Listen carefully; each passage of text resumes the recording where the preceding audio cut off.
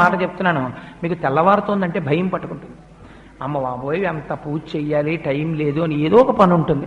అలా కాకుండా మీరు స్వల్పమైన పూజ, వైదికంగా పరిపూర్ణత్వం ఉండే పూజ అలవాటు చేసుకున్నారనుకోండి, మీ పూజ మీకు బరువు అనిపించాలి. మీరు హాయిగా పూజ చేసుకొని వచ్చేస్తారు. ఒక్కరోజు మీరు ఎంచుకోండి, ఏదో ఒక రోజు నేను ఒక శనివారం నాడు ఇలా పూజ చేసుకుంటాను, లేదు ఒక సోమవారం నాడు చేస్తూ ఉంటాను, లేదు ఒక ఆదివారం నాడు చేస్తాను. ఆ రోజు నియమం పెట్టేసుకోండి, నేను ఈ రోజు విశేషార్చన చేస్తాను అని నియమం పెట్టుకుంటే ఒకే ఒక్కరోజు, ఆ ఒక్కరోజు చేయడానికి మీ మనస్సు ఉరకలు వేస్తుంది. ఇవాళ నేను విశేషార్చన చేస్తాను అని అదే పూజ ఎక్స్పాండ్ అవుతుందంటే, అదే పూజా విధానం కొత్తగా మీరేం చేయక్కర్లే. కానీ అలా ఎలా పెరుగుతుందో మీకు ఎక్కడికక్కడ చూపిస్తూ ఉపచారములు మనం చేస్తాం శాస్త్రంలో. అవి మీ మనస్సుని తీసుకెళ్లి భగవంతుడి దగ్గర నిలబెట్టడం కోసమని ఉపయోగించాలి. అంతేకాని వాటిని మీరు